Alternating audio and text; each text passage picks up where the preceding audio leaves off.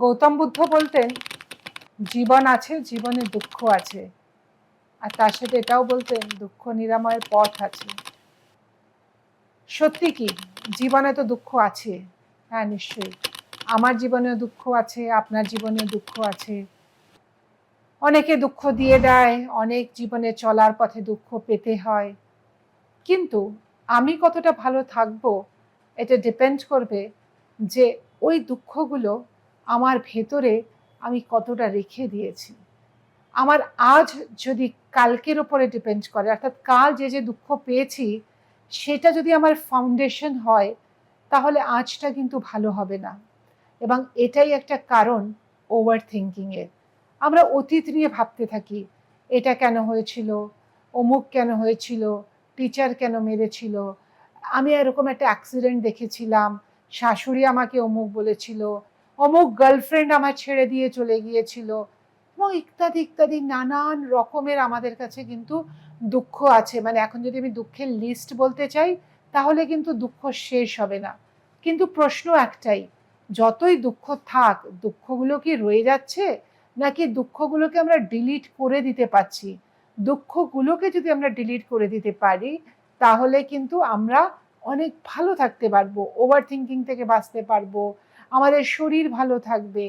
তো এগুলোই নিয়ে আজকে আমরা আলোচনা করব। তাহলে চলুন ভিডিওটা শুরু করা যাক।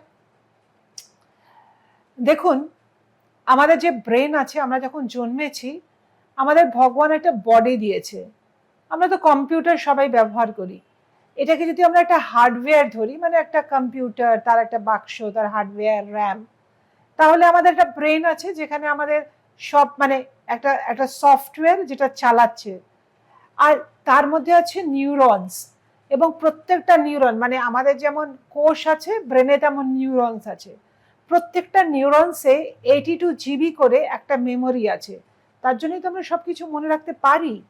আর একটা নিউরনসের সাথে আর একটা নিউরনের যোগ আছে, মানে একটা নিউরন 2500টা নিউরনের সাথে যোগ আছে। আবার 2500র যে শেষ নিউরনটা তার আবার পরবর্তী 2500টার সাথে যোগ আছে। এইভাবে কিন্তু সারা শরীরে একটা কিন্তু নেটওয়ার্ক তৈরি হয়, যেটাকে আমরা বলি নিউরাল পাথওয়ে। অর্থাৎ সারা শরীরে একটা নিউরনসের পাথওয়ে আছে। এই আপনি একটা কথা ভাবলেন, এবার সেই কথাটা কিন্তু হঠাৎ সবাই ভাবতে শুরু করলো। সবাই মানে কি? এখানে নিউরনস। তার জন্য কিন্তু আপনি ওভার থিঙ্কিংয়ে ডুবে গেলেন। একটা থট এলো, কিছু নিউরনস ভাবলো, সে পরের নিউরনসকে দিল, পরের নিউরনসকে দিল, এই করতে করতে করতে করতে করতে করতে নিউরনসরা নিজেদের মধ্যে একটা খেলা শুরু করে দিল, রাইট? এবার আপনি একটা দুঃখ পেয়েছেন, মনে করো আপনার গার্লফ্রেন্ড আপনাকে ছেড়ে দিয়ে চলে গেছে। এখন আমাদের ব্রেনের না একটা পজিটিভ ইন্টেনশন আছে, সেই দুঃখটাকে আমাদের যে অ্যামিগডালা আছে, তার মধ্যে যে হিপোক্যাম্পাস আছে, তার মধ্যে এটা স্টোর করে রাখে, লিম্বিক সিস্টেমের মধ্যে, রাইট? কেন স্টোর করে রাখছে? যাতে আমরা ভবিষ্যতে আর এরকম দুঃখ এড়াতে পারি। এটা হচ্ছে আমাদের মেমোরি, মানে এটা কিন্তু তার পজিটিভ ইন্টেনশন। ধরুন আপনি একটা আগুনে হঠাৎ আপনার গরম লেগেছে, আপনি একটু আগুনের কাছে হাতটা নিয়ে যাচ্ছেন, আপনার গরম লেগেছে, তো আপনার শরীর এক্সপিরিয়েন্স করলো যে কি না এই আগুনে আপনার হাত দিতে নেই, রাইট? তার মানে এই যে মেমোরিটা আগুনে হাত দিতে নেই, এটা যদি স্টোর না থাকতো তাহলে তো আমরা আগুনে পুড়ে মরতাম। তো এরকম প্রত্যেকটা জিনিসই কিন্তু আমাদের ব্রেনে স্টোর আছে। তো ওই দুঃখটা যাতে আমি না পাই তার জন্য ওগুলো স্টোর করে রাখে। আর খানিকটা আমরা বোঝাইও যে ভাই এটা কিন্তু তুমি বললে এটা স্টোর করে রাখো। তো এইগুলো হচ্ছে আমাদের ব্রেনের আনরিজলভ ইস্যুস। কারণ এটা তো রিজলভ হয়নি, মানে আমি একটা বিয়ে বাড়িতে গেলাম, আনন্দ করলাম, রিজলভ হয়ে গেল, আমার উদ্দেশ্যটা ছিল বিয়ে বাড়িতে গিয়ে আনন্দ করা, ইটস কমপ্লিট। ব্রেন ওটা মনে রাখবে না, ব্রেন ওটা ডিলিট করে দিল। মানে এটা খুব যদি এক্সাইটমেন্ট না হয়, দেখবেন আপনার ভালো মেমোরিগুলো কিন্তু সচরাচর খুব বেশি মনে পড়ে না। কিন্তু একটা খারাপ মেমোরি, শাশুড়ি কিছু বলেছিল, আপনি তো এখনো বদলা নিতে পারেননি, তো মন ওটা কিন্তু একদম মেমোরিতে রেখে দিয়েছে। গার্লফ্রেন্ড চলে গেছে, গার্লফ্রেন্ড তো আর ফিরে আসেনি, একদম ওটা মেমোরিতে রেখে দিয়েছে। কেন না পরের গার্লফ্রেন্ডটা যখন আসবে আপনি যে যে ভুলগুলো করেছিলেন সেই ভুলগুলো যাতে না করেন। তো এটা আমাদের পক্ষে ভালো, রাইট? কিন্তু এটা আমাদের পক্ষে খারাপও। কেন খারাপ? যদি গার্লফ্রেন্ড ফিরে না আসে, যদি শাশুড়ির সাথে সম্পর্ক ভালো না হয়, যদি আমার ব্যবসায় উন্নতি না হয়, যদি আমার অনেক টাকা ডুবে গিয়ে থাকে, বা নানান রকম যে ট্রমা, পাস্ট ট্রমা, সেগুলো আমরা মনের মধ্যে রেখে দিচ্ছি, সেগুলো আমাদের ওভার থিঙ্কিং করাচ্ছে। জানেন, এটাতে শরীর পর্যন্ত খারাপ হয়। কেন জানেন? কারণ আপনি যখন ব্রেনে ওভার থিঙ্কিং করছেন, আপনি তার ফিলিংসটা কোথায় পাচ্ছেন? আপনি তার ফিলিংসটা পাচ্ছেন শরীরে। আমরা বলি না, পেট কেমন গুড়গুড় করছে। যখনই দেখবেন আপনি ভয় পাবেন, আপনি যদি একটা বাঘ দেখেন, আপনি তো ছুটতে শুরু করবেন। ওটা তো আপনার শরীরের রেসপন্স, আমরা যেটা বলি ফাইট অ্যান্ড ফ্লাইট। তাহলে কি হলো? শরীর আপনার রেসপন্স করছে। তাই আপনি যখন এই বারবার দুঃখের মধ্যে ডুবে যাবেন, প্রথমে হয়তো আপনাকে কিছু সিগন্যাল দিল, হয়তো আপনাকে কনস্টিপেশন করে দিল। আপনি যখন কনস্টিপেশনের ওষুধ খেলেন, শরীর বলছে, আচ্ছা রে, তোকে আমি সিগন্যাল দিলাম আমি ভালো নেই, তুই সেটা শুনলি না, তুইও কনস্টিপেশনের ওষুধ খেয়ে এখন পেট পরিষ্কার করছিস। তাহলে তখন ব্রেন কি করবে? ব্রেন আপনার সুগারটা বাড়িয়ে দিল। আপনি গেলেন সুগারের ওষুধ খেতে শুরু করলেন।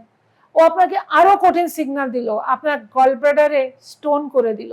আপনি গলব্লাডারটাও গিয়ে বার করে দিলেন। এইভাবেই কিন্তু আমরা আস্তে আস্তে আস্তে আস্তে যখন সিগন্যালগুলো শুনি না, হয়তো আমাদের বড় বড় রোগ, হার্ট অ্যাটাক, ক্যান্সার এগুলো হতে থাকে। তাহলে কি আমাদের পাস্ট ট্রমাগুলোকে আমাদের ডিলিট করে দিতে হবে। কিসের জন্য? আমাদের শরীরের জন্য, আমাদের মনের জন্য, আমাদের উন্নতির জন্য, আমাদের গ্রোথের জন্য। তো যদি সত্যি এবার আমরা আসি যে পাস্ট ট্রমাগুলোকে আমাদের সমস্যায় করছে, তাহলে আমাদের তো এটা ডিলিট করতে হবে। যেমন আমি বলি, কিছুদিন আগে আমার কাছে একটা হাজব্যান্ড ওয়াইফ এসেছিল। ওরা বলছে যে আমরা চেতন মনে জানি, কনসিয়াস মনে জানি আমরা পরস্পরের সাথে খুব কম্প্যাটেবল, আমাদের একসাথে থাকতে হবে, কিন্তু জানেন তো, মানে আমরা কিছুতেই নিজেদের মধ্যে মানিয়ে নিতে পারছি না। তারা চায় একসাথে থাকতে, তারা ডিভোর্স চাইছে না, কিন্তু তারা কিছুতেই একসাথে থাকতে পারছে না, রোজ ঝগড়া করছে। আমি যখন তাদের সাথে কথা বললাম না, দেখলাম হাজবেন্ডটা ছোটবেলায় একবার বাথরুমে শাটডাউন হয়ে গেছিল, মানে মানে কোনো কারণে ছিটকিনি খুলতে পারছিল না, তো ০.৫ ঘন্টা ৪৫ মিনিট বাথরুমেই ছিল। তখন দরজা টরজা ভেঙে তাকে বার করতে হয়েছে। তখন থেকে তার ক্লোজ যে জায়গা, যেটাকে আমরা ক্লস্ট্রোফোবিয়া বলি, সেটা তৈরি হয়ে গেছে। দেখবেন লিফটে উঠতে অনেকে ভয় পায়, অনেকে একা ঘরে থাকতে ভয় পায়। এখন আপনারা বলবেন বিয়ের সাথে এটা কি সম্পর্ক? সম্পর্ক তো আছে, কারণ বিয়েটাও কিন্তু আমরা একটা ক্লোজ সিস্টেম বলে মনে করি। মানে আমি ওয়াইফ বা হাজব্যান্ড আমার পার্টনারের নাগপাশ থেকে কিন্তু বেরোতে চাইছি না, বা বেরোতে পারছি না, বা বেরোনো সম্ভব নয়, তাহলে আমার মন কিন্তু ওটা একটা ক্লোজ জায়গা হিসেবে ভাবছে। তখন কি হচ্ছে? আমি রোজ ঝগড়া করছি, আমাকে ট্রিগার্স দিচ্ছে। তাহলে আমায় কি করতে হবে? আমাকে কিন্তু ওই বাথরুমের মেমোরিটা ডিলিট করতে হবে, তবেই কিন্তু আমি ভালো থাকতে পারবো। আবার সেদিন আমার কাছে একজন এলো, বলছে তার নাকি বিয়ের পর মাইগ্রেন হয়েছে। আমি বললাম ছোটবেলা থেকে ছিল না? বলছে না, ছিল না। যখন তার সাথে কথা বললাম তখন জানতে পারলাম যে মানে যখন সে বিয়ে করে আসলো তার উপরে অনেক রুলস চাপিয়ে দেওয়া হলো, এটা করা যাবে না, ওটা করা যাবে না, এটা সেটা ওটা। তো আস্তে আস্তে না ওই নাক পাশে বাঁধতে বাঁধতে বাঁধতে বাঁধতে তার এক মনে হতো তার শরীরটা খুব কষ্ট, তার মাথার উপরে একটা বিরাট বোঝা বসে আছে, এবং একদিন হঠাৎ মনে হতে লাগলো তার ব্রেনটা ফেটে যাবে। আর সেখান থেকে কিন্তু সে মাইগ্রেনটা তৈরি করে ফেললো। এরকম অনেকের গিল্ট থাকতে পারে যে আমি এটা করতে পারিনি। গিল্ট আর রিগ্রেটের মধ্যে কিন্তু তফাৎ আছে। আমি করতে পারিনি, এটা রিগ্রেট। কিন্তু সেটা যদি গিল্ট হয় যে আমি কেন করতে পারলাম না, তখন কিন্তু সেটা গিল্টের আকারে ধারণ করবে। এবং এইগুলোই কিন্তু আমাদের পাস্ট ট্রমা, এগুলোকে আমাদের ডিলিট করতে হবে। এখন চলুন জেনে নিই আমরা পাস্ট ট্রমাগুলোকে কিভাবে ডিলিট করব। দেখুন, প্রত্যেকটা ঘটনার পেছনে একটা স্টোরি থাকে। আপনাকে সেই স্টোরিটা চেঞ্জ করতে হবে। ধরুন বাবা আর ছেলে সকালবেলা চা খেতে খেতে গল্প করছে। এখন হঠাৎ বাইরে বৃষ্টি হচ্ছে। ছেলে বলল, বাহ কি ভালো বৃষ্টি হচ্ছে, আজকে আর কলেজ যেতে পারবো না, কি মজা, কলেজ যেতেও হবে না, আজকে আমি ২টো ওয়েব সিরিজ দেখব। বৃষ্টিটা কিন্তু তার কাছে খুব মজার হলো। বাবা ভাবছে আবার বৃষ্টি, কাজে বেরোতে হবে, আজকে ১০টা জায়গায় মাল সাপ্লাই আছে, খুব সমস্যা। তার মানে ঘটনাটা কিন্তু একটা, বৃষ্টি, কিন্তু তার স্টোরিটা দুজনের আলাদা আলাদা। অর্থাৎ একই জিনিস আমরা কিন্তু বিভিন্নভাবে ভাবতে পারি। তাহলে যে দুঃখটা আপনার হয়েছে সেটাকে আপনি রিফ্রেম করতে পারেন। আমি কিন্তু এই রিফ্রেমিং, যখন আমার সাথে সবাই 1-to-1 আসে, তখন কিন্তু আমি ওদের শেখাই। এবং আপনারাও যদি শিখতে চান তাহলে ডেসক্রিপশনে আমার ফোন নম্বর, আমার ইমেল অ্যাড্রেস যাচ্ছে, আপনারা ডেফিনেটলি আমার সাথে যোগাযোগ করতে পারেন। আপনারাও আপনাদের যে পাস্ট মেমোরি আছে আমার সাথে ডিলিট করতে পারেন, বাট ডেফিনেটলি আজকে আমি আপনাদের কিছু জিনিস দেব যেটা যদি আপনি ব্যবহার করেন তাহলে আপনি নিজেই ডিলিট করে ফেলতে পারবেন। আর একটা যেটা করবেন না সেটা হচ্ছে না, ওই আপনার দুঃখটা সবার কাছে গাইতে বসবেন না। বাড়িতে যেই আসবে তার কাছে, জানেন তো আমার না সত্যি এত মাইগ্রেন, আর বলবেন না, উফ। আপনার কিন্তু এই মুহূর্তে মাইগ্রেন নেই, কিন্তু যেই আসছে বাড়িতে মাসি, মামি, জেঠি, কাকি, বন্ধু, ফোনে যে করছে, আপনি আপনার মাইগ্রেনের গল্প, আপনার পার্কিনসনের গল্প, আপনার ডায়াবেটিসের গল্প, আপনার গার্লফ্রেন্ড চলে যাওয়ার গল্প আপনি পেতে বসছেন। যত আপনি কথাটা বেশি বলবেন, ওই যে বলছিলাম প্রথম দিকে নিউরাল পাথওয়ে, তত বেশি কিন্তু নিউরাল পাথওয়ে তৈরি হচ্ছে। আর যত বেশি নিউরাল পাথওয়ে তৈরি হচ্ছে না, তত কিন্তু আপনার মধ্যে কিন্তু ওটা আরো স্ট্রাকচার্ড হয়ে যাচ্ছে, মানে মেমোরিটা আরো একদম বসে যাচ্ছে, আর ভোলাটা কিন্তু আরো কঠিন হয়ে যাচ্ছে। আর কি করতে পারেন? আর আপনি যেটা এবার করতে পারেন সেটা হচ্ছে কিন্তু আপনি আপনার মেমোরিগুলোকে একটা, যেগুলো খারাপ সেগুলোকে একটা শেপ দিন। সেই শেপ দিয়ে, ধরুন মনে করুন আপনি একটা একটা করে মেমোরি আপনি একটা বস্তার মধ্যে পুড়ছেন, বা আপনি মনে করতে পারেন যে ওই শেপ যখন দিচ্ছেন, আপনি যখন কাউকে গল্প করছেন এরকম পেছনে ছুঁড়ে দিচ্ছেন ওটা, এইরকম এরকম যখন ছুঁড়ে দেবেন না, তখন দেখবেন মেমোরিগুলো হালকা হয়ে আসছে। বা আরেকটা কাজ করতে পারেন, আপনি ওই মেমোরিগুলোকে একটা একটা শেপ দিয়ে ফেলেছেন, বস্তায় ঢোকান এবং বস্তার মুখটা ভালো করে পুড়ে দিন, মানে ভালো করে একদম বস্তার মুখটা কিন্তু বেঁধে দিন। এবার আপনি যেটা করবেন সেটা হচ্ছে, আপনি এটা কল্পনা করবেন যে আকাশ থেকে একটা রকেট নেমে আসছে, আপনি রকেটের সাথে এই বস্তাটা বেঁধে দিয়েছেন এবং আস্তে আস্তে রকেটটা ওপরে চলে যাচ্ছে এবং সূর্যের সাথে ধাক্কা খেয়ে আপনার ওই মেমোরিগুলো পুড়ে ছাই হয়ে যাচ্ছে। তাহলে দেখবেন ধীরে ধীরে, এটা একবার করলে হবে না, আপনাকে 50-100 বার করলে দেখবেন মেমোরিটা কিন্তু আস্তে আস্তে আপনার কিন্তু একদম ডিম হয়ে আসছে। আর এই সেদিনই আমার কাছে একজন এসেছিল, সে বললো যে আমার কাছে অনেক পয়সা, অনেক, কিন্তু না আমি জানেন কোনো সোশ্যাল জায়গায় যেতে পারি না, আমার একটা সোশ্যাল অ্যাংজাইটি তৈরি হয়। আমি বললাম তোমার সোশ্যাল অ্যাংজাইটি তৈরি হয় কেন? আমি তার সাথে বসলাম, বললো লোকে ভাবে আমার কাছে অনেক পয়সা তাই আমি হয়তো কোথাও যাই না, আমার একটা অহংকার আছে। কিন্তু বিশ্বাস করুন, আমি কোথাও গেলে 10 মিনিটের বেশি থাকতেই পারি না, মানে আমার ভেতরে না কেমন একটা, মানে ককটাপ্ট হয়, মানে আমি ঠিক ওখানে বসে থাকতে পারি না, আমি ঘেমে ঠেমে একাকার হয়ে যাই, তাই আমি পালিয়ে আসি। আমি যখন তার সাথে কথা বললাম তখন জানলাম যে ছোটবেলায় তারা খুব গরিব ছিল, এই বড় লোকের মেমোরিটা তাদের মধ্যে ছিলই না। আমি ওকে 5 দিন, বিশ্বাস করবেন না, তাকে আমি ভিজুয়ালাইজেশন করালাম যে ছোটবেলা থেকে সে নানান লোকের সাথে মিশছে, রতন টাটার সাথে মিশছে, সে টেসলার সাথে যে মালিক এলেন মাস তার সাথে মিশছে, সে আম্বানির সাথে মিশছে, এবং আমি তাকে দেখালাম যে সে আম্বানির সাথে বসে মিটিং করছে এবং আরও যে ধরুন কলকাতায় যারা যারা বড় লোক আছে তাদের সাথে বসে তার ডিল নেগোশিয়েট হচ্ছে ছোটবেলায় গিয়ে, তার বাবার সাথে সে সেই সমস্ত পার্টিতে গেছে। এবং 10 দিন পরে তার একটা বিয়ে বাড়ি ছিল, সে বললো সে মিডনাইট অব্দি বিয়ে বাড়িতে ছিল। এটাকে আমরা বলি রেস্টোরেটিভ মেমোরি। অনেকে বলে না যে মেমোরি নেই, কি করব? আমি বলি মেমোরি তৈরি করুন। ভালো মেমোরি অনেকেরই ছোটবেলায় থাকে না, মেমোরি তৈরি করতে হয়, কারণ আপনার মনটা রিয়েল মেমোরি আর কনস্ট্রাক্টেড মেমোরি, ইমাজিনেশন মেমোরির মধ্যে কিন্তু কোনো রকমভাবে কোনো ডিফারেন্সিয়েট করতে পারে না।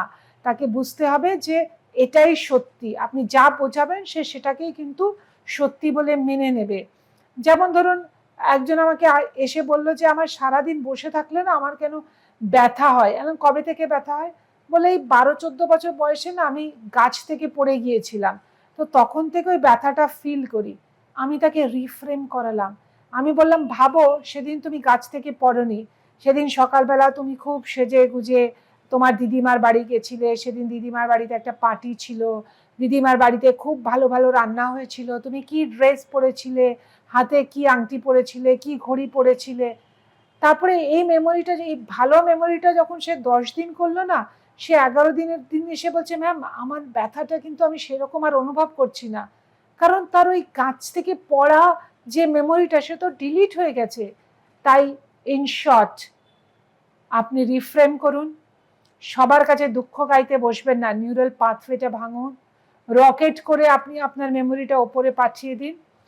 আর এর পরেও যদি কিছু মেমোরি থেকে থাকে, আমাদের কাছে অনেক টেকনিক থাকে, টিভি টেকনিক, শাওয়ার টেকনিক, এগুলো তো ঠিক এইভাবে ভিডিওতে আমি আপনাদের কাছে এক্সপ্লেন করতে পারবো না, কারণ ওটা 1-to-1।